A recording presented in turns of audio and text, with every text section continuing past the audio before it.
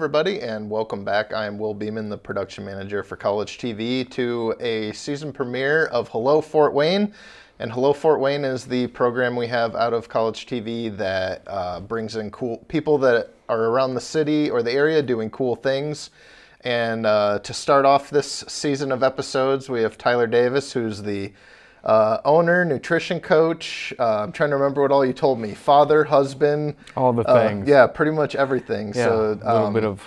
Yeah, so thank you for joining me. Thanks for having me. Yeah, I appreciate it. I thought you'd be a great first guest for this year's run of episodes because I know you have a real incredible story and an incredible life journey that has led. I think the culmination of that is the Triumph Studios ownership you have now, or maybe this is the beginning of that next half. But yes, that's kind of how it feels. Yeah, so let's kind of start from the beginning now, and just kind of talk about your journey leading up to this moment, because I know that it's quite a story. Well, yeah. I appreciate it. Thank you again for feeling like I'm cool enough to be a part of this. I was born and raised in Fort Wayne. I grew up out in Waynedale, so I grew up out south. Still live in Waynedale. It was started years ago, man. Mother, father, they split when I was 3. My dad, like I had mentioned to you before we started, owned a trucking company here in town. We had like 9 semis, 9 triaxles. I was never really an athlete in school, so it was never really. Health and fitness was the furthest thing from my radar. I was like every other kid. I grew up in a neighborhood with we were lucky, like 20 other dudes. It was great. We had full baseball teams and stuff, but I was by no means an athlete. But, grew up, Midwest kid, just while everybody else was collecting baseball cards, I'm collecting CDs, albums, that kind of stuff, just kind of loving music. And then just like everybody else, kind of going through the motions. Things really took a turn around my sophomore year of high school. So I had a longtime girlfriend at the time. She ended up getting pregnant. Senior skip day, which I had no business going to, but things happen. And of course, in the end, it's all a blessing. But back then, I had no idea what was going on. So I was really a carefree kid up until around that time. And then I had like 3 significant events that happened all around the same time, within 6 to 8 months. So we had our daughter. We decided to give her up for adoption. It was an open adoption, but that was obviously a life-changing event because really the mom was older. We didn't talk a lot. I was a scared kid, so I definitely didn't do the best in that situation. Then not too long after that, we were leaving a party out in Yoder, a bunch of friends that always hung out together. We were leaving one party, going to another one, and a group of us were all leaving, and I'll never forget, man, my good friend Zach, him and another guy were in a convertible Camaro, and he waved by, and he took off about 2 minutes ahead of us, and then just a little bit further down the road, all of a sudden, cars started stopping. We looked out in the field, and there was the car laying in the field with a pair of legs sticking out from under it. And we pulled the car off of him, me and a couple other guys, and did CPR and tried our best, but it was too late. So ended up going through that, and then a little while after that, my stepdad of like 14 years or so left a note on the table and never came home. So it was like life just kicked my butt. Is kind of what it felt like, and really I didn't reach out, seek any guidance, seek any help. So I just kind of turned inward, which I think a lot of people do, especially men can have a tendency to do that. I just started turning into a bottle and a big bag of whatever I could get my hands on, and that's kind of where my addiction habits formed. And then that just kind of lasted a while, lots of years really. So I moved through and then still stayed in Fort Wayne. I worked for my father. It was a great experience. I learned a ton, but he definitely was more of a tough love type approach. So I was working with convicts, outlaws, bikers, and these guys taught me some of the best lessons I probably ever learned. I learned a lot about taking it on the chin, but also being honest and just working hard. You know, so, you know, I started cleaning toilets, degreasing motors, worked my way all the way up. By the time I was done, I was driving bulldozers and excavators and running crews of snowplow fleets and all this stuff. Until around 22 or so, I decided that I wanted to live my dream, even though I was still figuring out what that was. And at this point, I had already got my first set of turntables, had started DJing, had been DJing sort of like house parties for years, but decided to go to college for audio engineering. So moved down to Florida, went there. My wife now, we had just met, you know, a couple of years probably prior to that. I shared this before we started, but, you know, her and I met in kindergarten. It was wild. Like the first 2 years, school pictures were sitting next to each other, and then I moved away. We moved across town and didn't see each other, just sporadically here and there. But she moved with me to Florida, went to school for audio engineering, and then from there, like just the habits of smoking, drinking, I mean, it just kind of went hand in hand. Right. In the music, the type of music that I was doing. I mean, it was a blast, but man, you can only live that pace for so long. Right. You know, so graduated from there, moved back here to Fort Wayne in late '04, I believe it was. Had a house over off of North Anthony. And that's kind of when I joined a hip hop group. So my wife knew this guy named Smitty. A long time here in Fort Wayne, there was a hip hop group called Hometown Hooligans. Great group of guys. When it first started, there was some, you know, b-boys, breakers, all those people together. And I just remember seeing them before I was affiliated in any way. Just knowing I loved music, seeing what they were doing. And my wife was like, you got to come meet this dude. He works at McVan's Video Games. And I'm like, okay. So we went there. I ended up meeting Smitty. We ended up becoming really good friends. It's wild. His two twin daughters and one of our kids still hang out all the time. Okay, yeah. But life just kind of kept going. Still doing music. Joined with the Hometown Hooligans. We're here in Fort Wayne doing shows around like O'Sullivan's, Kason's Fifth Down. Tons of fun, man. We had a blast. But all the while, I was the guy bringing a brown bottle with Captain Morgan or whatever I could to the bar. Like, because like the bar wouldn't have enough alcohol. I had to bring extra. So it was just a lifestyle that all started from not having conversations, not dealing with emotions, you know, which just led to a dark path. You know, like you've said before, I've been sharing for years my story on social media, which in the beginning it was never a hey, look at me. It was more of a to keep me accountable, because I knew if I put it out there, people would call me out, or at least I had hoped that they would. And it started around 2009 was when, just like how before a couple events in life kind of changed my trajectory in one way, I had a couple other events later in life that really shook it enough to where I was like, I got to make some changes. And the one was my dad. He was 56. He laid down on a Friday to take a nap. Came home, told my stepmom he wasn't feeling great, laid down to take a nap and never woke up. So and it's wild because he used to drive race cars and have street rods and just the coolest stuff, man. And he always told me when I was little that he wouldn't live to be an old man, like he knew. But he also thought he was going to die going 200 mile an hour. And it's just, you know, God's plan. It's the way that works. Right. So, you know, we're there at the funeral home. I have an older brother, and I also have two boys. I have 4 kids total. The oldest is my daughter that I gave up for adoption, which is now in our life. A huge blessing. I have 2 sons, and then my youngest is a daughter. But we're at the funeral home, and my brother had made a collage of photos of my dad when he was around the age I was at that point, which was like 29.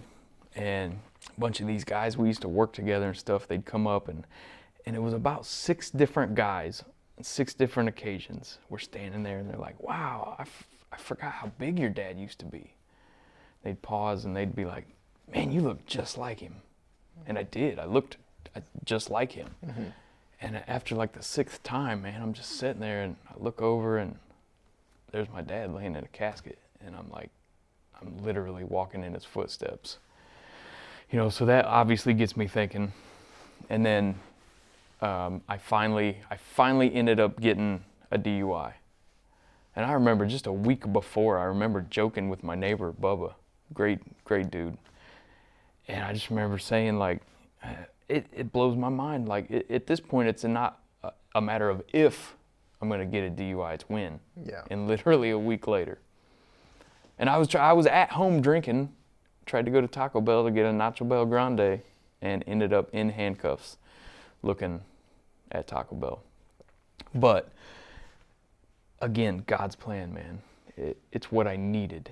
So, you know, Allen County lockup, the officers did a great job. Couldn't say anything bad about that. I mean, I put myself there. But the cell that they put me in that night was full. So they gave me a little green mat, and I laid on the floor and stared at the ceiling. And like that, for me, that was my come to Jesus moment. Right. Like a literal, I'll never forget staring at the ceiling, saying the words like, "Here I am, God." Like, just like everybody else that comes to you when I need something. But I just remember, because up to that point, man, I was miserable. I was miserable. Like, I didn't know any other way. Like, I had been dealing with my life through alcohol for so long that I didn't know how to stop. Right. And I mean, it's always weird too that when you're relying on things like that, how when you look back, you're like, it never even helped. It just made things worse, you know? It made things much worse, much worse. Because at this point, I mean, Kelly is my wife. She put up with a lot. I mean, but there's only so much somebody can take. I mean, we were almost more like roommates than we were a married couple. And a lot of that was just because I was so shut down. Like, I mean, and that's what that type of addiction does. I mean, you know, it was wild. I used to have in the house on North Anthony, that's where I had a recording studio in the basement, and one whole wall was vinyl records. And I remember when I sold the collection, we found bottles and bottles of Captain Morgan, because for every one I would throw in the trash, I would hide another one behind the records because I didn't want her to see. Right. But I got that DUI, laying there, you know, have my moment, and she was pregnant with our daughter, and she had to call off of work and come bail me out. And she on purpose brought my 2 sons with her. And it was the best thing that ever happened. Like, I mean, I could tell you what they were wearing. Yeah. Like, it's burnt into my memory that I walked out. And she wasn't even mad. She was almost like, I can't believe it took this long. Yeah. And then, so at that point, you know, I'm miserable. I know I need some changes. I didn't know what the heck to do. We had bought an elliptical machine. I started with that, just kind of doing that. And that was a little bit before my father passed away, because I remember the day of his funeral, just beating the heck out of myself on the elliptical machine. So I had already lost about 25, 30 pounds. And then my wife kept hearing me talk about this P90X program that I would set up drunk, because I wasn't done drinking yet. Okay. So I was still drinking, but I would set up and watch this infomercial about this P90X program. And then Christmas of 2009, I opened a gift, and it's that program. And I remember just sitting there and like, I got emotional, and I was freaking out. Like, I had no idea why. And fast forward to today, what I realize now is in that moment, she changed our whole lives. Like, she changed our whole trajectory of where we were headed. As a couple, as individuals, as a community, all of it. And I think what I now realize is she believed in me when I didn't believe in me. Right. And I'm like... Yeah, because I think when you were going through that period, it is, like you said, very common, especially for men, to go inward when they're facing tough times or low times. it's still too stigmatized for people to reach out when they need help, and Yeah. or to find what they need to get that help, and they just try and treat it themselves, and usually it makes it worse. It doesn't make it any better. It does. It definitely does. Yeah, because I can relate just to the low parts, because I had gone through similar phases myself, where like I would be at home and it'd be before even lunchtime, or I had already knocked so much back that it was like, well, the day's done. Right. So, and it does kind of take that wake up moment, and then I always look back too, and I'm like, I wish I could have realized the signs sooner and done something about it. All in time. Yeah. I mean, and that's the thing. I have lots of those. I used to call them regrets. I mean, now I look at them as lessons. Yeah. Like, yeah. I mean, I have scars that are physical. I have some that are mental, and I'm sure you do too, and everybody else does. Right. Male, female, old, young. I mean, you know, so I don't want to say the mistake, but, you know, court appointed, I had to go see a probation officer, and in the intake assessment, here I was being honest. Well, I ended up getting hit with almost all that they could give me because I was honest. But at the same time, I told myself I needed to go into it with an open mind, and I really did. So I ended up having an all weekend long class for probation. I had weekly AA meetings. I had weekly outpatient therapy that I had to go to. But one of the best lessons that I ever learned that helped me was in that weekend long class. They told a story about a VA hospital, about a guy coming in the middle of the night. It was pouring out rain. He was soaked, and he was just unconsolable, crying just hysterically about his wife leaving. And they just, you know, they put him in the tank, let him sober up, and then the next day a doctor came to him and said, you know, I'm sorry about your wife. If you're up to it, we can talk about that. And the guy looked at him and was like, what are you talking about? My wife left me 13 years ago. And then they told the lesson about how our brains work and how we deal with trauma, and what reverting back to an addictive state or using a substance like I was using. Because when I gave my daughter up for adoption, I always loved music. There was about a dozen songs that just I would listen to over and over, and I would drink and I would smoke and I would stuff that pain away. And what would end up happening was in the studio, when I'd go down and drink, is I would end up getting drunk to a point where I'm not making anything worth a darn. So I would listen to those same 12 songs and have tears running down my eyes and relive that pain over and over and over. You know, and as they're sitting there telling that story, I'm like, why would anyone in their right mind want to relive that over and over? But here I was. Yeah. So, I mean, there was lots of things. There was that, and then going to AA. I mean, I also went there, and as they're making their way, I went to a church over on Lake Street, and again, I went there saying, I need to be open, because I do need help. And I remember about 3 or 4 different guys, by the time they got to me, were like, hey, my name is so-and-so, I'm here because the court said I had to. You could tell they were just there to check the box. Yeah. And I remember standing up in front of like 60 strangers and saying, hi, my name's Tyler, and I'm an alcoholic. Just kind of saying my piece and then sitting down, and it was like one of those scenes of a movie where like everything gets quiet, and it's like, wow. Yeah. I am. But the thing I learned about that experience was, as those people shared, it was old, young, black, white, Hispanic, financially well off, some not, some drove there in a BMW, some rode their bicycles.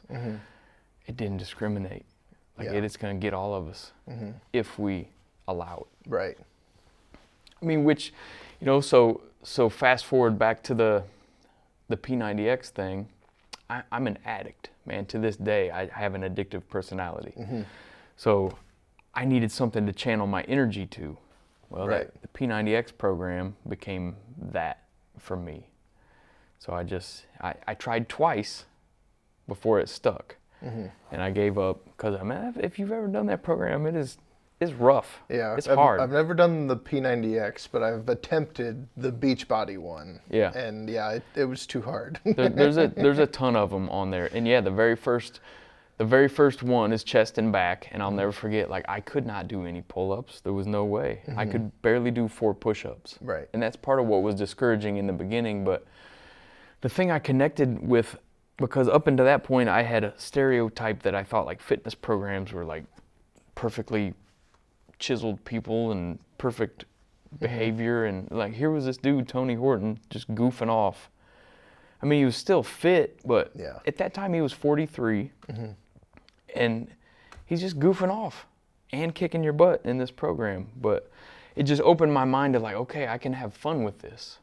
But it was wild how, as you're going through it, the one thing that to this day, well, I should say back then, and this was in 2009, 2010, nobody talked about the emotions I was dealing with as I was going through this physical transformation. Right. So like as I was working out, learning how to do push-ups, learning how to do pull-ups, I'm emotionally releasing all this stuff. Like I remember one of the, a couple months in, I'm in this workout and there's tears rolling down my eyes. And I'm like, what in the heck is happening? Well, it was all that old trauma, all that old emotions that I never dealt with that I'm now dealing with. Right. Because I'm sitting here alone in a little 8x8 spot in a basement working out. And this is something that I catch myself saying to clients and to members at Triumph Now is we have to work in as much as we work out. I didn't understand what was happening back then, but now I do. Yeah. So how did that tie into, I know a phrase that you post a lot is keep showing up. You even got it on your wrist. I didn't even notice. So, Yeah. So let's talk about that phrase, and because that seems to be like a mantra almost, where you post it so much. What does keep showing up mean? I'm glad you asked. Yeah. Thank you. Keep showing up is something that I can't remember the exact book or where I originally saw it back in the day, but it was something that, because there were days when I didn't want to work out. I wanted to drink. I just wanted to not deal with all of the things that life had for me that day. Yeah. But the keep showing up mantra became a mentality of, I don't have to worry about tomorrow. I don't have to worry about next year. I just got to keep showing up today. I just got to keep showing up in this moment. And there's another phrase that's kind of tied to keep showing up for me, which is never give up what matters most for what you want in the moment. Because what I wanted in the moment was to have a drink or to not eat another chicken breast and broccoli or whatever you want to look at it. Right. But I got to keep showing up. I got to keep showing up. And in the beginning, it was for other people because it felt selfish. I had never done anything like to that extent for myself. But like over time, I realized like I got to keep showing up for me so that I can be the best husband, the best father, the best friend that I could possibly be. And it was just keep showing up is that reminder that is constant of doing the things that you don't want to do because you made a commitment to yourself. Right. And that's like staying committed to that commitment. It's, I couldn't even begin to venture to guess how many times over the last 14 years I've repeated to myself, man, just keep showing up. Yeah. Just keep showing up. It's cool how you can read a phrase like that or see it somewhere, and then it's what sticks and keeps you motivated. Because I have something similar. I've just found myself relating a lot more to this story than I thought I would. But like there's a phrase that I got from another fitness person, and it's I don't have problems, I just have more work to do. Yeah. Because that's what it is. You just need to accept what you think is a problem. You just got to work through it. Right. So that's something that I repeat to myself a lot when I try and get through things. So you keep showing up, and that leads to the profound lifestyle change. So I know for a while you were in the mortgage industry, and you even worked at Sweetwater for a period of time. I did. So how did that Twice, actually. How did that get you through, or how did we get through that part to where we're owning a gym now? It's a great segue. Yeah. Better than you even realize, probably. So through the P90X and Beachbody journey, I started sharing more and more on social media about my alcoholism, about the weight I was losing, and it led to me entering the Beachbody Challenge in 2011. I ended up winning in 2012. They flew my wife and I to Vegas. Oh, wow. Super cool experience. But through that transition, I started working at an entry-level job at a mortgage company because I was personal training at Catalyst Fitness here in town. Okay. Jason Minnick, great guy, gave me an opportunity early on, but I just wasn't making enough for the responsibilities that I had. So one day, my mom was a loan officer for 44 years. She called me and was like, hey, there's this entry-level position. Here's what it pays, here's what it is. Would you like to? Yes, let me do that. So I'm there, and Karina Harkleroad, her and Justin are the founders of Triumph. Okay. And longtime friends. I've known them 14 or 15 years. But Karina came walking into that mortgage company that day with muffins, soliciting for their Allstate agency. Okay. Because that's when I first met them, was Justin and Karina owned an Allstate agency here in town. And Karina and I just struck up a conversation. We just kind of hit it off. We're joking around, and I mentioned that, and I end up getting her hooked on the thought of Beachbody and Shakeology, and in that conversation she was like, you need to meet my husband. You guys would probably hit it off well. And fast forward, we did. I ended up working for them at their Allstate agency for a while, so I even sold insurance at one point. But I got them started on drinking Shakeology, which is something Beachbody makes. I got them doing P90X. And it's wild how everything has come full circle. So, fast forward, you and I met because you called me, and and thank you for allowing me to help out with your mortgage. But in 2005, when I first moved back from Full Sail, I had an opportunity when Sweetwater was still over on Bass Road, kind of early on. I think I was like maybe the 50th sales engineer ever. But that was when my alcohol was really taking control. So I was there from 2005 to 2007, and I resigned. And that always haunted me. Always haunted me, because as you know, Sweetwater is, it's like the best pro audio retailer, one of them in the world. Yeah. And it's right here in our backyard. Right. So as I got sober and got clean and changed my life around, and I'm still doing mortgages and I love it, but there was like this monkey on my back. I was like, man, what'd you do? So one day I was just like, what do I got to lose? I reached out and got a call with HR because I happened to go through training the first time, sitting right next to who was the head of HR then. Right. And he set up an appointment, and I went back there, and it was great. Great experience. But at that time, Justin Harkleroad, we had sort of stayed in contact, but not a lot. And he calls me one day, and he was like, hey, I got an idea, which was Triumph. Okay. He's like, you want to sell me a bunch of audio equipment? Well, yes, I do. So we had that conversation, and as he told me about it, at this point, I'm still doing Beachbody workouts. I'm still, talking with people, doing as a Beachbody coach about nutrition, about working out and health and fitness and mindset and all these different things. And as he told me more, I just remember one day being like, do you guys need coaches? And he was like, well, yeah, we're gonna need some. If you're interested, we got this spot over off Berry Street. We refer to it as the lab. Okay. Because little did we know back then what it was gonna mean to us. He was like, show up here this day, this time. It was like 5 a.m. It's freezing cold. Show up in this warehouse over off of Berry Street, and we all just kind of walked in and met each other. It was Justin and Karina, and the first people I met was Amelia and her husband Austin and Johnny, and that was the beginning of Triumph. We were figuring out what it was. So you've been there from the beginning of Triumph. The very beginning. Yeah, I was one of the founding coaches, and thankfully, Justin trusted me enough that he allowed me to provide insights on what our boxing program is now. He and I were putting our heads together because everything at Triumph is with intention. Details matter. And one of the big ones is in the boxing room. There's very intentional energy shifts within the course of the rounds. We have 10 rounds, or each 3 minutes. But around a minute, and then again at 2.5 minutes, there's an intentional energy shift. And we realize that we're going to have to make our own music. Mm-hmm. So all the years of me doing music, it came full circle, because then I had Pro Tools. I knew how to edit audio. Right.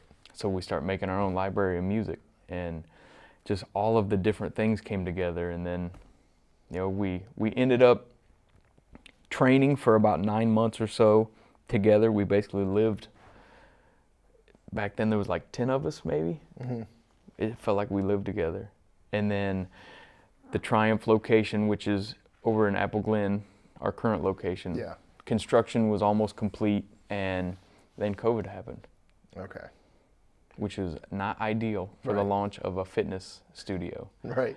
And I remember he texted all of us and was like, "Hey, the lab's shut down until further notice." Mm-hmm. It's like we all lived together building this thing, and all of a sudden it just shut down. And we're all like, "Oh, damn, what are we gonna do?" But we ended up opening. It was May of 2020.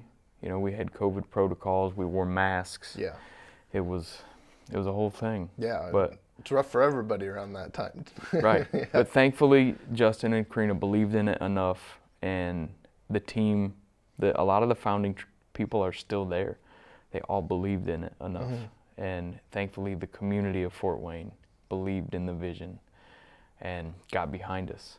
And it's been amazing now, 4.5 years, because now I'm at a point where I'm starting to do interviews kind of like this with some of our members. Mm-hmm. Some of them who have been there since the beginning. Like, we have some that have been there since day one. We have one member, Judy Zacher, who has over 4,600 classes under her belt. Wow. Like, it's crazy. Yeah. Crazy. And that's been the coolest thing, is to just watch people grow.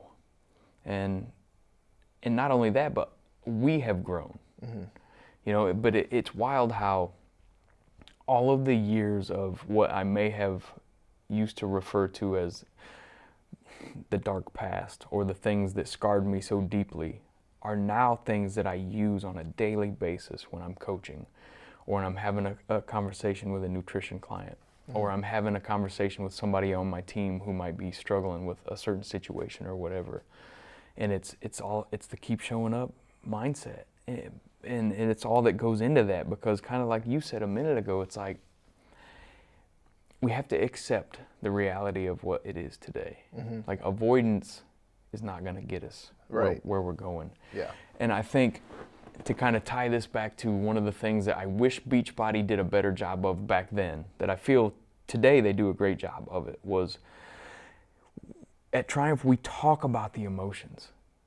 Like, we talk about the things that you're going through, mm-hmm. outside the rooms. It's like we invite you to bring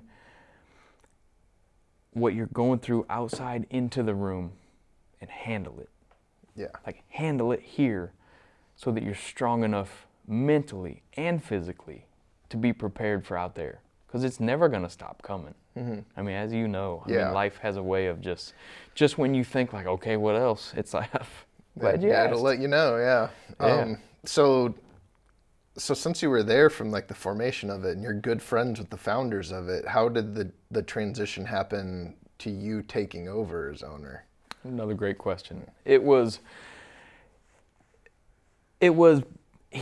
Justin, when I say he, they have 3 children, mm-hmm. and they're younger than mine are. Okay. And they just, you know, he has built multiple businesses to this point, and has exited them and grown, and he's on to the next thing. But I think the biggest thing is with Triumph, man, there's a lot of time commitment that's involved with it. Mm-hmm. And he realized that his children are only going to be the age that they are once. Mm-hmm. And I think that was the biggest thing. Okay. It's just him and Karina decided that they wanted to make sure that their time with their children was spent as involved and as present as possible. Where Triumph is an amazing place, but it does require a lot of time, a lot of focus. Mm-hmm.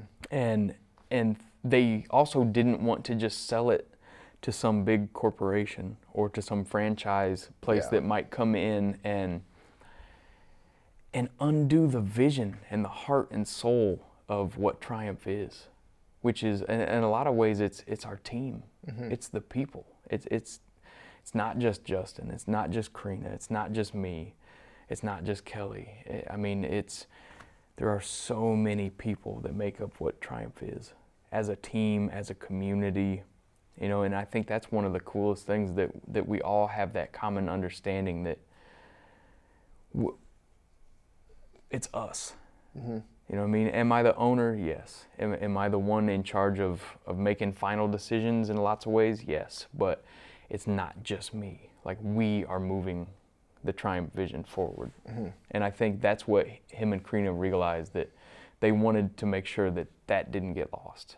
Right. And I think part of that, they had known me so long, and they knew that I was deeply passionate about people and about change and about weight loss and the mindset and the heart and soul of all of that. And I'm from Fort Wayne and all of those things. Yeah, and it seems almost like it's pretty rare now when somebody local is selling their business that they're keeping it sold local. It seems like there tends to be a lot of corporations and hedge funds and private capital that are coming in now. So it's going to become more, or continue to be, this pillar for a lot of people. And it's cool when you see the building too, like the front of the studio, like it almost is like a beacon, where it's like that's where you can find your Triumph, basically. So so let's go into a little bit more about Triumph Studios itself. Like, what all do you offer there as a business? Like, I know you do classes and coaching and all that. So like, what is all under the envelope here? Man, there's a ton of stuff. Yeah. I think the biggest thing that we offer is community and support. But from a what you can expect from us when you walk through the door, we have 4 rooms total. It's an 8,000 square foot facility. So we have 4 rooms total. We offer 6 different modalities. So in the first room when you walk in is boot camp and build. So boot camp is going to be more dumbbell and body weight. Build is going to be more with a barbell, loaded up to about 35 pounds, or dumbbells, a little bit of body weight. Boot camp will have a little bit of cardio. But one of the things that you can expect from the 3 rooms besides boxing is we move to the tempo of the music. So music is like the heart and soul of what we do. I mean, you know, I think it was, I can't remember if it was Plato or whoever had the quote of like, music is the soundtrack of the soul. And it's like the driving force behind Triumph. All of our rooms are dark, so you can expect that the lights are almost black. Boot camp is going to be black light only. Boxing has club style lights. Same thing with the cycle room. So boot camp and build, and then next is our largest room, which is boxing. So this has 18 aqua bags hanging from a chain system, and then we have the floor side. So you've got benches with weights, and that class, you can either run what's called full capacity, 36 people all at once, both sides going at the same time, the coach in the center, or a lot of times we'll just do half, to where you'll start on the bag side, for example. You'll do 3 rounds, then you'll switch for 3 rounds. And it's 3 minutes each. The combos are up on a screen. The coach is also demonstrating the combinations. So we've got 6 punches that we use: jab, cross, front hook, front uppercut, back uppercut, and then whatever defense that we're using for the day. Super fun class. We have gloves that you can rent. The only thing you got to do is buy hand wraps that go underneath, that you can wash them and bring them back. Ton of fun with that one. I mean, that's probably one of the most challenging classes, but one of the most beneficial in so many ways. I mean, it's just fun to go in a dark room with loud music and punch stuff. I mean, you'd be wild how therapeutic that is. Yeah. And music's up loud, lights are low, and all the rooms, and that's with intention, because I know for me when I first started, part of the reason that an at-home program was so important is I was too self-conscious to go to the gym. Yeah. I didn't want to jump around in front of anybody.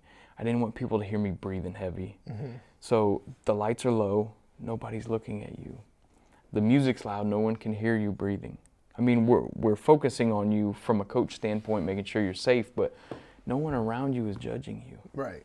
And that's been one of the coolest things, that it's allowed people to express themselves, and people who may have been too self-conscious to go to a different space, they feel safe here. Mm-hmm. It's wild. They feel safe and like nobody's watching, but at the same time, we're very intentional of making sure everyone feels seen. Mm-hmm. Like, we're going to know your name, like from the first minute you walk through the door.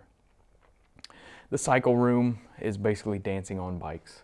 I mean, it is just, I never thought I'd be a guy that would want to ride a bike that doesn't go anywhere, but it's amazing the places that bike has taken me, and lots of other places. So we have the shoes there. We have the styles where you clip in to the pedals so you're not going to fall off. Okay. We ride to the rhythm. Mm-hmm. So again, it's very intentional, the way that the coach programs the structure of the songs. Mm-hmm. So it's all tempo based. So, I mean, the whole point is to take you on a journey, an emotional journey, but you're physically going to get a great workout too. And we have the lights there. The coach will choreograph the movements to the music.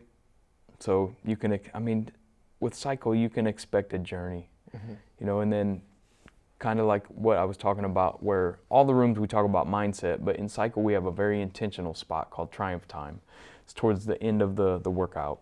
Usually the coach will pick a very emotional song that allows them to deliver some type of message. Mm-hmm. And sometimes the song speaks for itself, but the lights are black. Every now and then we'll light a candle, and it's just, you have 3 to 5 minutes to just be alone. Mm-hmm. with yourself and deal with whatever it is that you need to deal with and handle it. And then the last room that we have, it actually started out as childcare. So we used to offer childcare in the very beginning. We quickly realized that just wasn't our thing. Yeah. So it was converted, mirrors were put up, flooring was done, speakers installed, and that's now the Tone and Mobilize room. So Tone is going to be similar to boot camp in some ways. You're going to get some cardio in there, full body workout in all the rooms really. But that's going to be, weights will be from 2 pounds to 5 pounds, lots of resistance bands, sometimes a yoga block. Mm-hmm. Super fun though, great energy in there, but that's going to be more toning up, obviously, because you're not lifting the heavier weights, but you're going to burn out the muscle groups. Yeah. And then Mobilize has quickly become one of our most popular. Brady developed that. Her and Kristen currently teach that. Kristen, she owns K Monique Dance Studio here in town, and her and Brady, both choreographers, amazing dancers. Mm-hmm. So obviously there's a lot of movement, very intentional movement with that. But it's almost like, I don't want to say, it's a blend of yoga and sports performance, mobility and strength and vitalization. I mean, it's going to open your shoulders, open your hips, open your core. Like, especially for me, like as a guy, mm-hmm. our hips super tight, and it opens up everything. So a lot of the structure, everything there is kind of like these rhythmic full body classes as opposed to like a traditional strength training or anything like that. Right. Okay. All the classes are 45 minutes long except for boxing. Boxing is 55 minutes. And the reason for that is at the start of every class, we go over the 6 punches and then whatever defense we're going to use for the day. Okay. But yeah, the rest of them are 45 minutes, tempo based, but you don't need experience before you step through the door. And I think that was one of the biggest things in the beginning. People thought, I have to have a certain baseline level of fitness or look a certain way or be a certain age, and you don't. Yeah. Like we just want to accept and love people how they are, where they're at. Every class the coach provides modifications so that if you're at a spot where maybe you don't want to or are dealing with an injury or something and you can't do the movement the way that we have programmed it, we're going to provide a way for you to scale it back. And then a lot of times we will also provide, if you want to spice it up, if you want to intensify it, we're going to provide that option too. So is there any other like additional facilities there? Like, is there like a sauna or tanning beds or there's probably not a pool, but there is not. No, it's going to be, so we have the 4 rooms, we have lockers, so you can lock up your things, because one of the big things that we don't allow phones in the rooms. So once you come in, the whole point is for you to have a digital detox, like a complete 45 minutes for you to focus on you. We do have some people who might be on call or something like that, and you can always leave your phone at the front desk and let the front desk team know that you're on call, or maybe your kids are going to call. If the phone rings, we can come get you out of class. And have the members been, like, how have they responded to the no phone thing, especially in the digital age we live in? Once they experience it, they love it. Yeah. They love it. In the beginning, it kind of depends on industry too, I've noticed. Okay. Like from the mortgage industry, I have had some realtor-specific events, and their phones are their lifeline. Right. So it's sometimes been tough for them to be like, oh, what do you mean I can't take this in? But then, for example, a lot of cycle studios across the country track statistics, and it's a screen that you're also looking at that will either tell you you're on tempo or it tells you if you're winning. We don't have any of that by design. Yeah. We don't want you to focus on, like, you're winning. You're in the room. You're doing the thing. You're just listening to music with 29 other friends, just partying. And it's great. We have 4 restrooms, 2 showers, so we provide everything that you would need. So hygiene products, deodorants, the showers are stocked with conditioner, soap, body wash, all of that stuff. Provide towels. There's 2 hair and makeup stations, so if you're gonna get ready for work or whatever, we've got you covered from there. Curling irons, hair dryers, all that stuff. The Tone and Mobilize classes specifically offer a unique feature where they all end with a chilled eucalyptus infused towel. Okay. So at the end, the coach is going to turn all the lights off. They're going to invite you to lie back and just take a couple minutes to just listen to whatever either message they're delivering or just the music, and you can have that cold towel, and that's, some people come just for that. Yeah. Like, it's super cool. Yeah, it sounds like it's a really impressive facility. I think the mission behind everything is really inspiring, and I think it is kind of like the ultimate culmination of everything you've gone through personally. So I'm really excited to see how that's going to build into what your next chapter is as well. It definitely, it has been. And it's really cool, and we do have a full nutrition team. So we have some who are trained in hormone. We have, people, we all have a certification of some kind that we've been through, but all of us have also been on our own, whether weight loss journey, or some have autoimmune issues and they know how to talk to that, gut health, all of the different things. So we offer not just the physical part, but the nutrition coaching as well. We have full line of supplements there that focus on health, focus on performance. I mean, there's really everything that you're gonna need, but the biggest thing is we're gonna talk to you like a person about the things that you're going through, because usually it's something that you're going through is what made you interested in walking through the door in the first place. Right. So let's, I think this is a good stopping point to where we can wrap things up. So the last question I always end my interviews with is just like, what is something about your story or triumph that I haven't talked about that you think is important to share? I think it's kind of goes back to what you asked me in the beginning. I'm just getting started. We're just getting started. Like, I genuinely feel that the momentum that this community has put into Triumph has given us all life as far as the team and the community, and we know that we have so much more opportunity to serve and be a resource and be a beacon of hope. One of the things that Karina has said before is we turn trials into triumphs, and everybody's going through something, and we just want to invite everybody in. First class is always free. The first class is always free. Just come see if it's the right community for you. Yeah. I mean, I definitely would love to have another location, and then beyond. Yeah. Yeah. Sky's the limit from there, right? Yeah. I mean, that's really just because I believe in what we do, I believe in Triumph, who the people are, I believe in the message, and there's just so many people out there that could benefit from what we do, and I'm excited to continue to pave that path forward. Awesome. Well, I know I'm going to be rooting for you. I think it's awesome. It. So thank you again, Tyler. owner of Triumph Studios, for joining me on this episode of Hello Fort Wayne. And once again, I am Will Beeman for College TV, and I will see you on the next episode.